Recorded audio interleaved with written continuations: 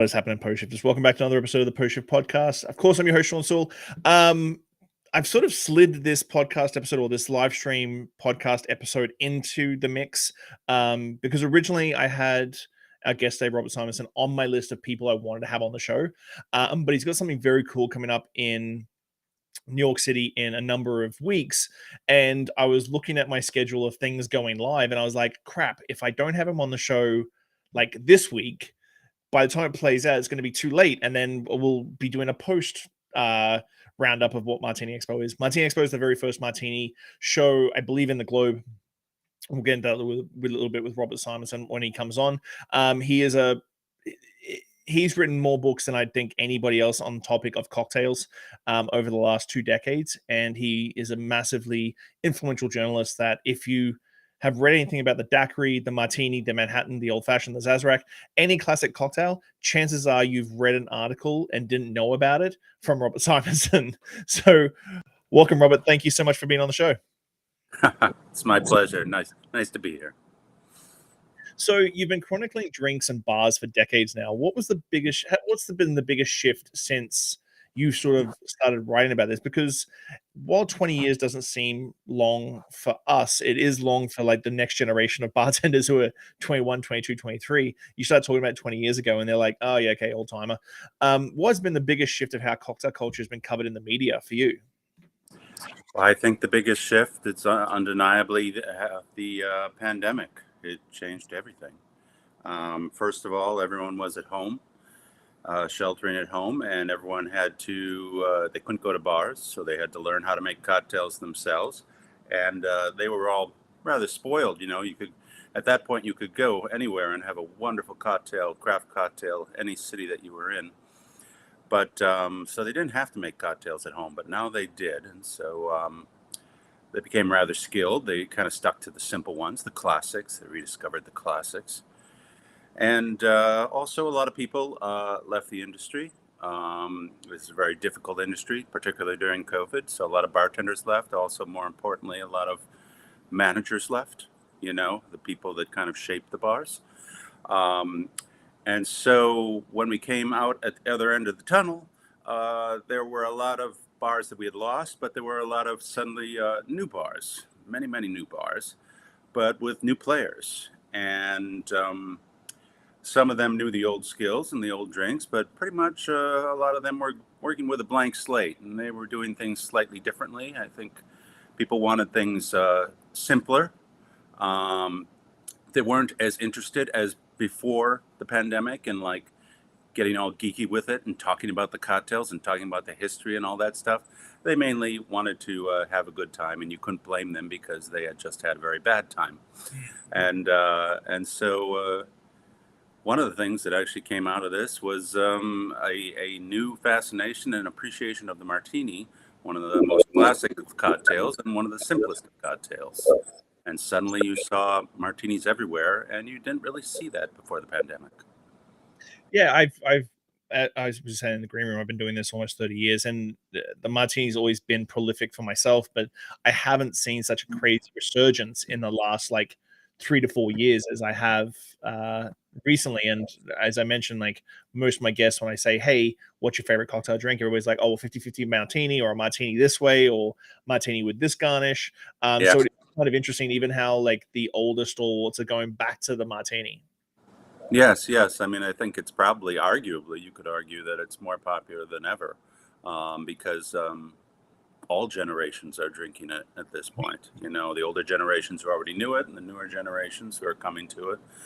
And it's quickly proliferated. I mean, it's not just classic martinis. There are plenty of dirty martinis, martini variations. A lot of bars feel they have to have their own signature martini, or else the audience is not going to be happy. They may lose some business if they don't have their own special one that is going to make you come out there and try it. So it's been a very interesting period. So let's take it back a little bit. How did you get into the drinks writing business in the very beginning? I used to be a theater writer. I did that for 20 years, and I got a little burnt out on that. It's a very small world. And I was looking to do something very different. I wanted to change my beat, and that's not really something that happens in journalism quite a bit. They don't really let you change your beat, but I was determined. And it was 2006. I went down to Tales of the Cocktail. I realized that something was fermenting. Something was on the horizon. There were a lot of people getting very excited about mixed drinks and cocktails, and I was always fascinated by that subject. I grew up in Wisconsin, and my mother and father honored the cocktail hour every day at 5 o'clock. And Wisconsin is a state that never forgot how to drink, still hasn't forgotten how to drink. And so I thought, well, I love history, I love ritual. It's really not that different from theater in a way. The bartenders are actors, and the classic cocktails are plays that get revived and revived again. So I got in on the ground floor. I was lucky that way. There weren't that many people writing about it. And I went to my editors. It took a couple of years, but I finally convinced them to let me write about cocktails instead of theater. I do like that analogy that classic cocktails are just plays that have just been rewritten and rewritten and rewritten and yeah, like the Martini is Hamlet. We never get tired of seeing it. Like, how's this bar going to interpret Hamlet? That's awesome. So with drink journalism being a very niche thing, and I think it's still, for the really great drinks journalists out there, it's still a very necessary in the world of AI and everything else, bloggers and so on and so forth. What responsibility do you think writers like yourself have in shaping the way the public perceives the cocktail culture that's sort of evolving now? Right now? Yeah. Things have changed quite a bit. You mentioned AI, and that is having an incredible effect on my industry, as it is on many industries. The cocktail revival began when it began. Everybody was a bookworm, not just people like me, but people like you and bartenders. They were all digging through all the old books, and everybody was well read. They had all that knowledge, and that's where they got it, because they couldn't get it anywhere else. And now we're 20 years later. There's lots of information on the internet, and some of it's good, and some of it's misinformation, and it's really hard to disseminate at this point. And also, mainstream media has shrunk and shrunk and shrunk. The people that I write for, some of them don't exist anymore, and the ones that do exist, they have less call for articles. So we're in a very dicey time, I would say, right now. I mean, I think a lot of people get their cocktail information from social media and TikTok, and that's not always a good thing. So how do you see yourself sort of balancing that out with trying to get, because I think recently you did an article on just the daiquiri, and it was all about the sugar that goes into a daiquiri, and that was in the Wall Street Journal. Yes, that was a fantastic article. Thank you.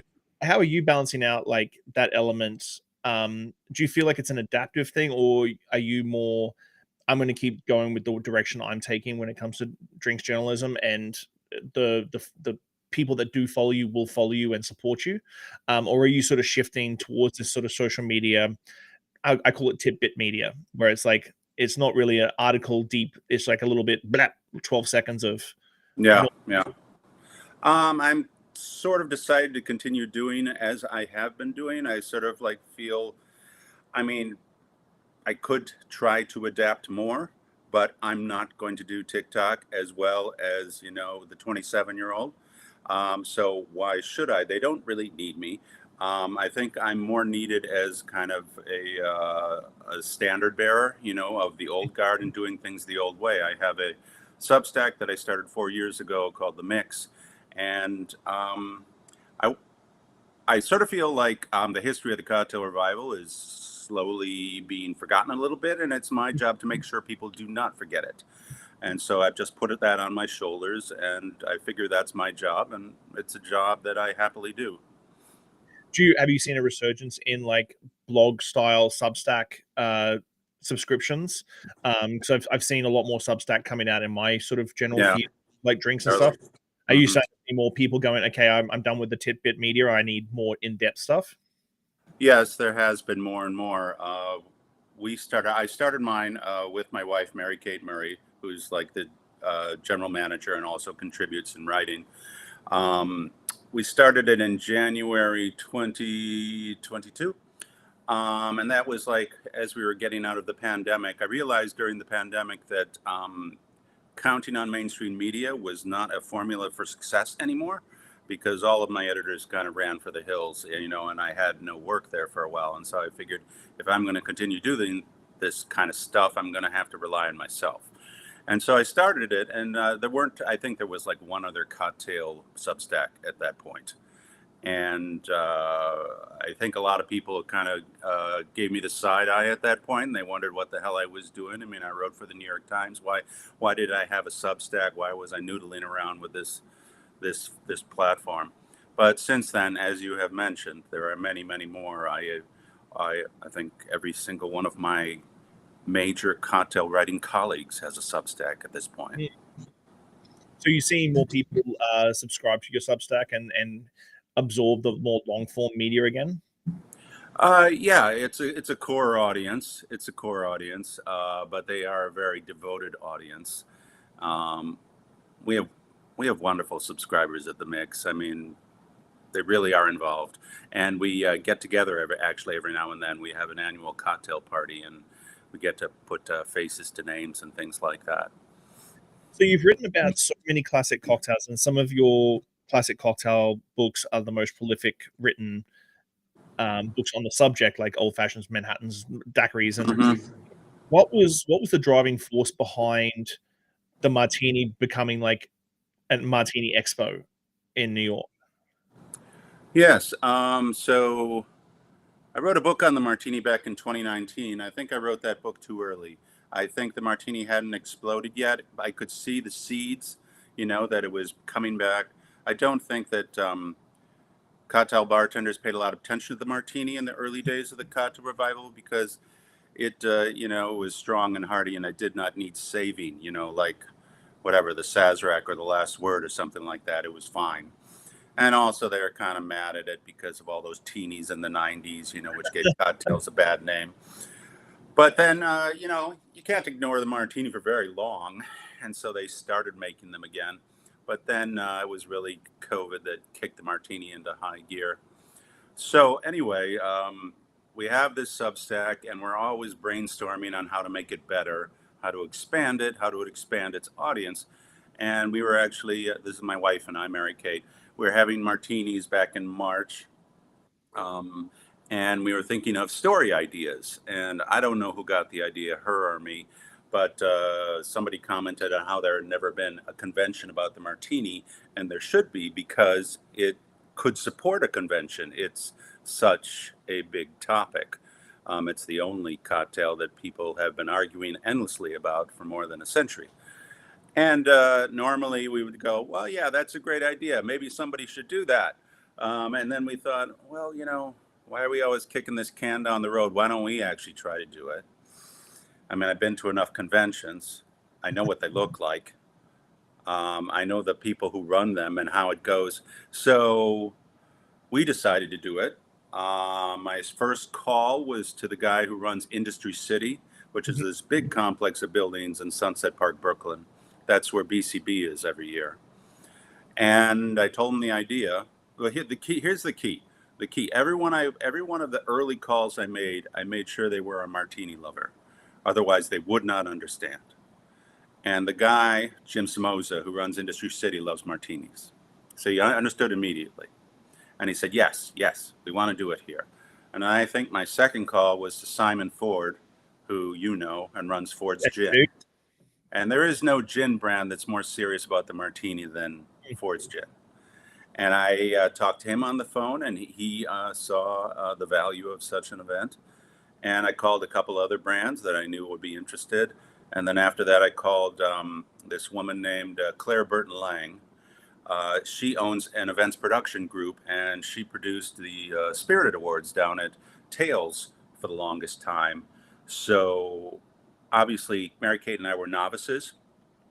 I am a writer, and I don't know how to do these things, but Claire does. And so we joined forces, and I've been doing nothing else since then. All I do is Martini Expo. That is cool. And Claire's an absolute powerhouse too. she's an amazing event planner. But yeah, it's one of those things. Is like when I started in the industry, again, it came down to books. It wasn't the internet. It was like one of those like a martini is the easiest thing to fuck up, but the hardest thing to perfect. And I think still stays true to this day that like there's so many different variations of the martini out there. Like some people like 50-50. You see a tuxedo with sherry in it. Mm-hmm. I think the coolest thing that came out of the pandemic that a lot of bars sort of adapted to was the freezer door martini.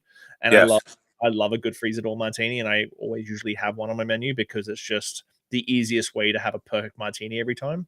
Right. Right. Right.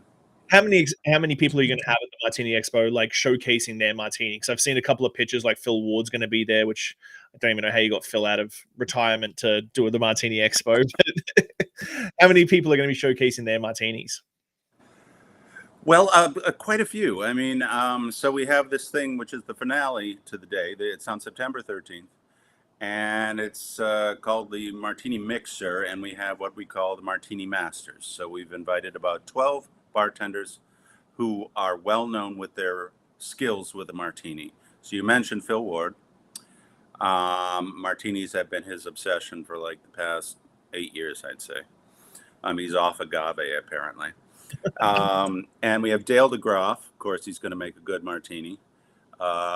Julie Reiner, who owns Clover Club and Milady's and invented the gin blossom. She's going to be making gin blossoms. Nice. William Elliott from Maison Premier. They have a very famous martini. Sarah Morrissey at Le Veau d'Or. I don't know if you've been there, but they have a famous house martini, which made a name for itself in a very short time. We have Katie Renshaw coming from Hawksmoor in Chicago. Hawksmoor obviously is known for martinis, and Jeff Bell and several others. Masa from Katana Kitten. So that's part of it. But then we also have about 20 sponsors. So obviously this is a martini event. So the sponsors are somewhat laser focused. So we have gin sponsors, vodka sponsors, vermouth sponsors. That's it. We do have one olive sponsor, which I find delightful and funny. I wish I had more olive sponsors. I think that's funny. Obviously, there's no lemon sponsor because who sells lemons? You just buy them at the grocer. And we have one. We let in one sake sponsor because you see sake in a lot of martinis these days. And there's one liqueur sponsor. But they're all going to be serving martinis. So they're all going to have their own little variation, but it will be recognizably a martini. We're not going to really have espresso martinis or chocolatinis or appletinis or anything like this. These are going to be martinis or ever so slightly variations on martinis. And they're all going to be small. We're responsible. These are small little samples. So if there are fools who come to this thing and want to try every single one of them, hopefully they'll be okay. And we'll have tons of food there: hamburgers, hot dogs, oysters, all kinds of things. So it's going to go over 2 days? Yeah, it's really 1.5 days. There's a kickoff dinner on Friday night, the 12th, at Confidant, which is the first fine dining restaurant in Industry City. And they actually have a very good house martini, which uses Ford's gin. First time I had it, I thought, well, this is one of the best martinis in the city. It's like, they hit it out of the park. So they're very excited. So if you go to that dinner, you get a 4-course meal and 3 martini pairings. Oh, wow. And that's going to be my favorite part of the whole thing because I have to do the least. I just show up, I make a speech, I sit down, I eat, I drink. Confidant does the rest. Fantastic. So in your eyes, now that you've traveled around, you've written about the martini in for a book as well as like articles and stuff, what in your eyes makes up a good house martini for, as you were saying, like you're bringing in these guest bartenders from these famous bars that have these very famous house martinis. What do you think is the makeup of a great house martini? Well, I think it should hew pretty close to the classic. I don't mind variation, and by variation, it usually means additional ingredients. But the additional ingredients, be they sherry or a sake or whatever you're going to slip in there, it's like a 1/4 ounce, an eighth. In grace notes, they're accents, but you're still to think I'm drinking a martini. It has to be very, very cold. I just cannot stand anything that's short of ice cold. I mean, that's a martini really fails if it's not cold enough. And I do like a pretty presentation. I think the martini is a classy cocktail, and so you should have a very nice glass. Maybe you're going to have a little sidecar. Maybe there's a sidecar with like garnishes you can choose from and things like that. Something to just make it look a little bit special. Mm, nice. So you've been writing about bartenders and bars and cocktails for decades. What is that one common thread in stories that really sticks with you when you walk into a bar and you're like, this is going to be a special space if it's just newly opened, or if it's something that's been open for a while, like it sticks with you why it's been open for so long and been so successful? So this is a bar that's been open a while. It's up to you. Like, what's that little je ne sais quoi that you when you walk into bars that you're like, this is going to be a successful bar, or if it's been open for a while, it's the reason why it's successful. What's that one thing that when you walk into the bar, that electricity? Well, the design certainly helps, the decor, and that could be anything. You know, if you're deciding you're a very elegant bar, or if you're deciding you're a corner bar, or even a faux dive bar. If you get that aesthetic right, Mm, lighting's very important. I think lighting can kill a bar. I mean, everyone.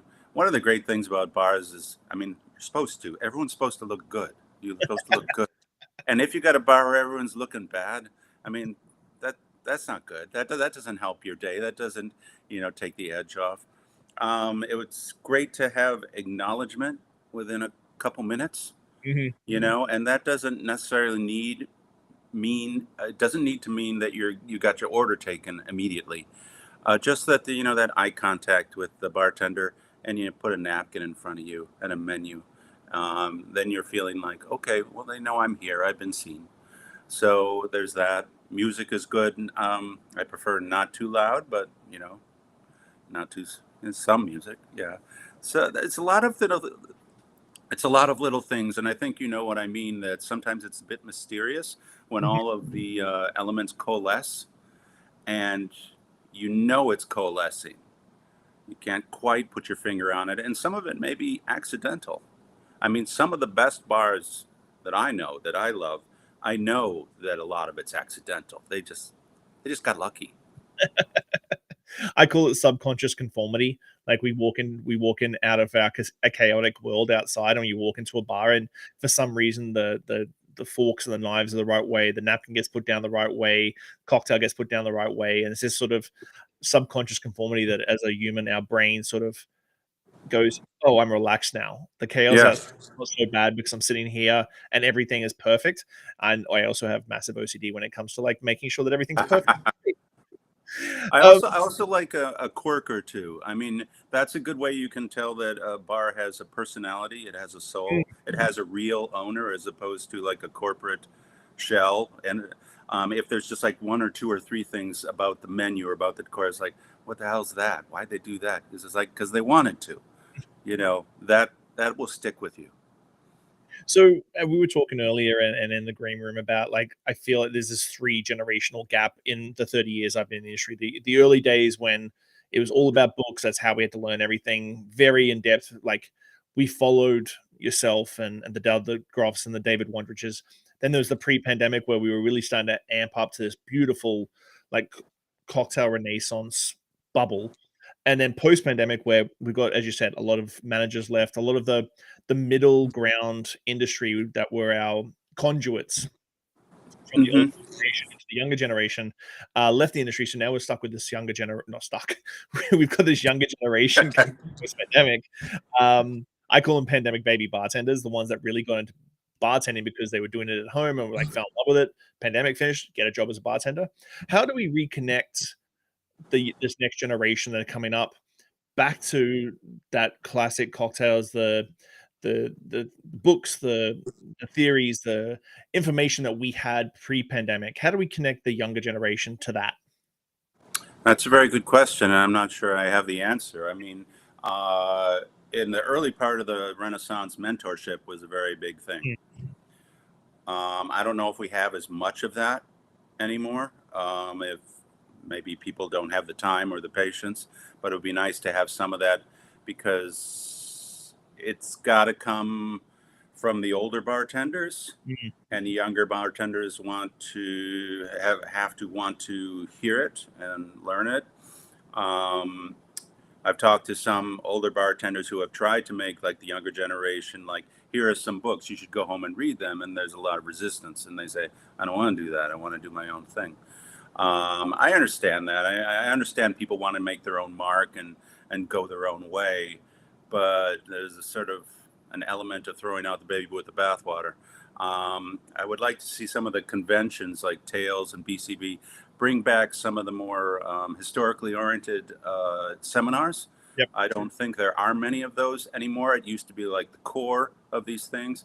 And now a lot of the seminars are mainly business oriented or social oriented, social issues.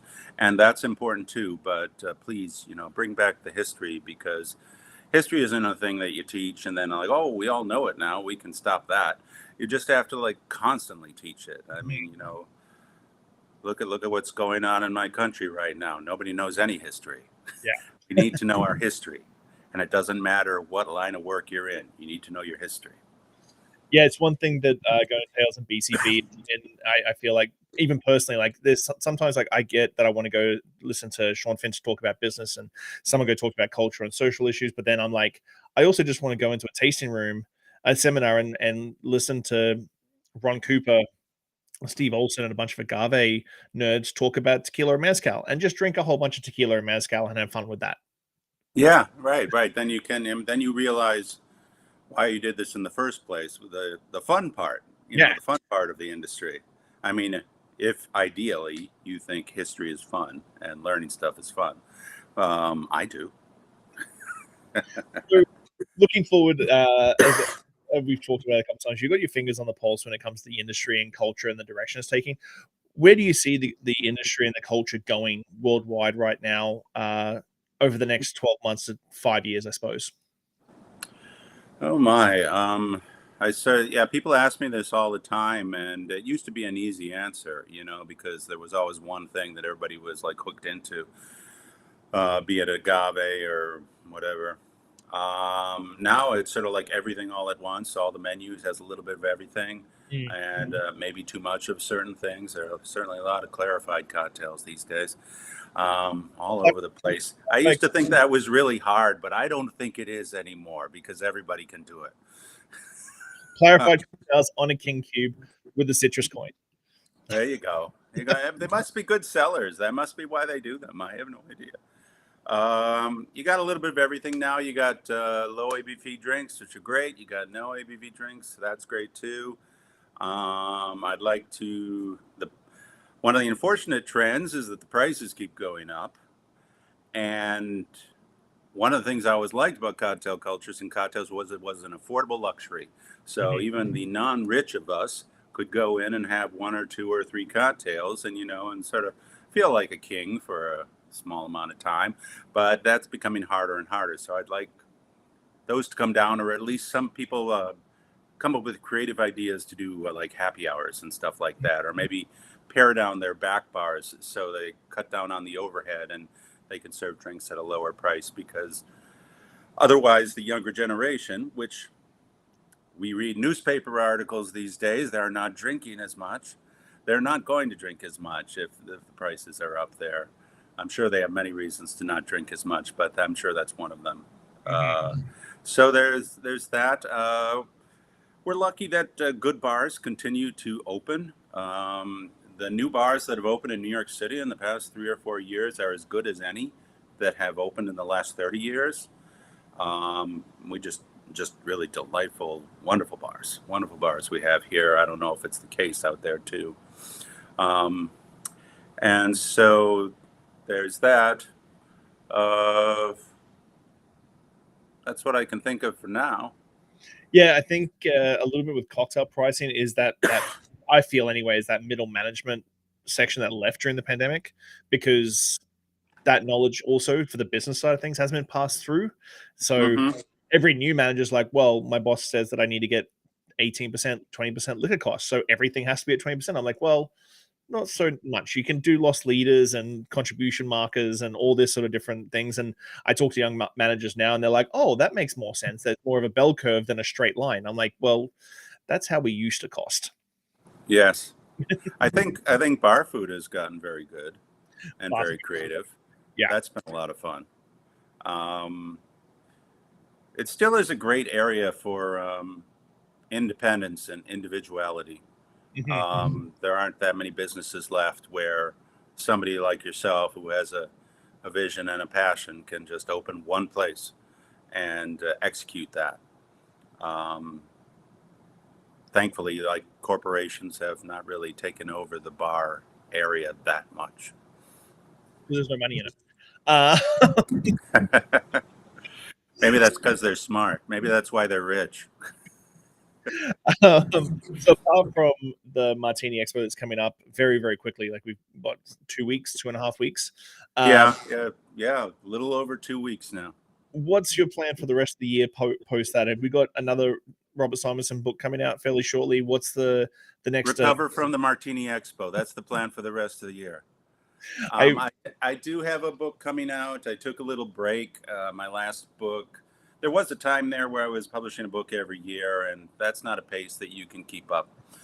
So there will be a book in fall 2026, and it'll be called Bourbon and Rye Cocktails, and you can guess what that's about. Lovely. Yeah.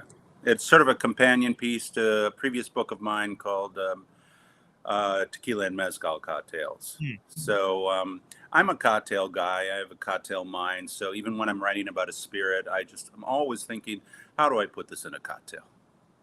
Does the Toronto make the bourbon and rye cocktail? Because the Toronto is a very famous Canadian slash. It is. It's not in that book, but that's because I put it in my first book, The Old Fashioned. I sort of counted it as a variation on an Old Fashioned. Yeah, it's one I did a seminar at Taylor's in 2012 and 2015, I think, all about classic Canadian cocktails. And the Toronto. So you had that, and you had the Caesar. What else did you have? I did the Caesar. I did the Vancouver cocktail. But the Toronto was the one that was the craziest sort of history that we dug up about, like with Robert Vermeer and the Fernet cocktail, and that little quote underneath the Fernet cocktail from Robert Vermeer. Oh, yeah. This cocktail is enjoyed by Canadians from Toronto. Yeah. And it was one of those, that cocktail that it wasn't back in the day before the internet, before you could go to ChatGPT and go, "Hey, ChatGPT, what's the history of the Toronto cocktail?"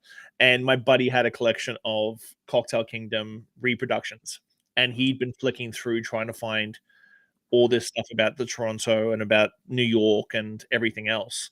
And he found the pre-David Embry reference in a Robert Vermeer that was like 2 years before David Embry posted it in his book. But it's still one of my favorite cocktails, but I love Fernet.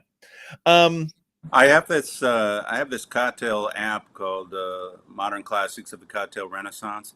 And recently I added one. I did not know about this, but somebody alerted me to it.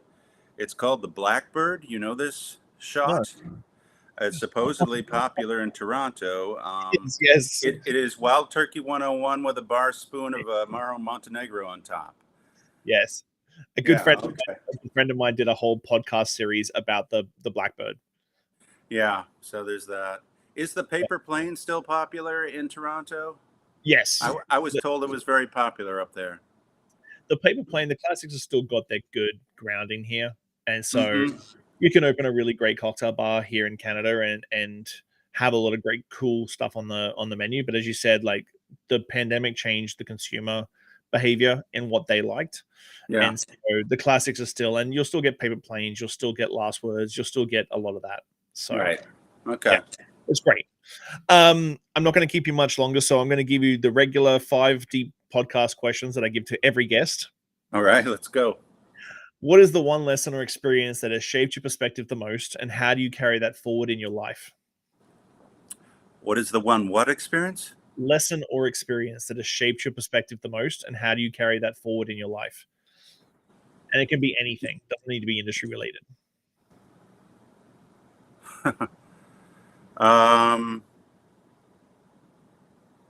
That's interesting.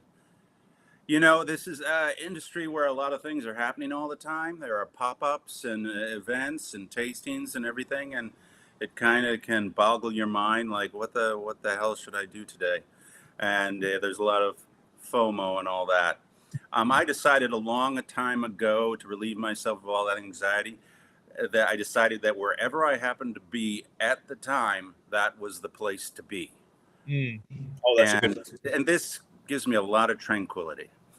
So whatever I am in, whatever bar I'm in, whatever event I'm in, that's the right one. That's where I be. That everybody should listen to that when they do BCB and Tales and Portland Cocktail Week, because FOMO is real. Yes. If you could leave one lasting message or piece of wisdom for the world, what would it be and why? Told you they were deep, Robert. One piece of wisdom to leave. Oh Lord. Clean up as you go. Clean up as you go and mise en place. There you go. No matter what you're doing. Looking back on your journey, what is something you wish you had understood earlier in life? Okay. Something I'd understood earlier in life. Oh my. Geez, so many things.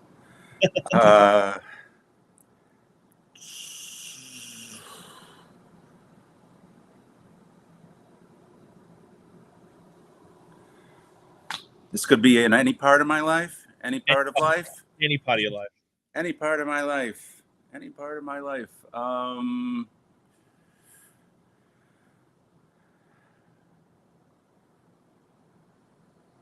I don't know. Go early.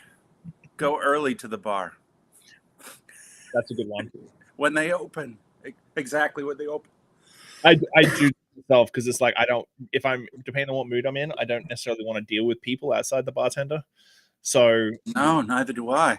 When you first open, when you can relax and chill and maybe read a book or the newspaper. Yeah, I want to talk to the bartender a little bit. I want to be alone with my thoughts. I want to actually taste and concentrate on the cocktail. And I don't mind people when they start to come in, but then I may make my exit. How do you define success, and has your definition of it over time changed? Success is if you enjoy what you're doing. We all want to make money, but that doesn't necessarily lead to happiness. I have enjoyed putting together the Martini Expo, but it makes me realize what it's like to be a businessman and what it's like to deal with corporations on a daily basis. And it also made me realize why I was a freelance journalist to begin with, because I am more suited to that. So the old phrase, do what you like and you never work a day in your life. What do you hope your legacy will be, and what steps are you taking to build it?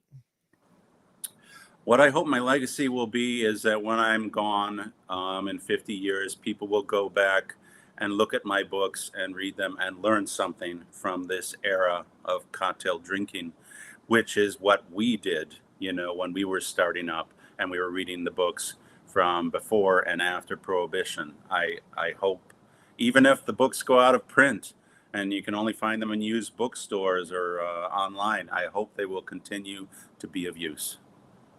I'll be that 60-year-old guy looking for first editions of Robert Simonson and then posting on a forum somewhere like we used to back in the day. Wouldn't that be it? If my books ended up like Red Hook Rye and they actually were expensive, and hard to find on the internet. Only I don't see any of the money, just like the Nell doesn't. And of course, your favorite cocktail is it the Martini? Is your favorite cocktail to drink? And have you got something that you sort of It is his present, but it has evolved, and I expect it will evolve again. When I first started in this industry, it was Sazerac, and then for a long while it was the Old Fashioned, and for the past 7 years it's been the Martini, but that may not last. After Martini Expo, and you drink all the martinis, like, you know what? I need a bit of a break. I'm going to change up my favorite classic cocktail. It'd have to be a pretty damn good cocktail, though, to make me change. So, do you want to give one more plug for the Martini Expo before we go? Absolutely. So it's on September 12th and 13th at Industry City in Brooklyn. If you want to buy tickets, all you have to do is type in Google Martini Expo. The website will come up with a link for tickets. There are all kinds of different versions of tickets to buy. The bargain is the bundle, which gets you into everything and saves you about $75. And you won't regret it. So go do it. Well, thank you so much for your time, Robert. I'm really glad. Like, it was literally Sunday. I saw a post. I think you posted something about my Martini Expo, and I was flicking through, going, "Oh crap!" And I looked at my schedule and like, I got to get him in quicker, like sooner rather than later. And I just hit you up on Instagram, and I don't even think you were following me at the time. You're like, "Done, let's do it." So I really Yeah, appreciate. it's the things that are best are when you just deal directly with one another and you just decide, no red tape. Perfect. Well, thank you so much for your time, my friend. I really appreciate it. It's my pleasure. Thank you, Robert. Bye bye.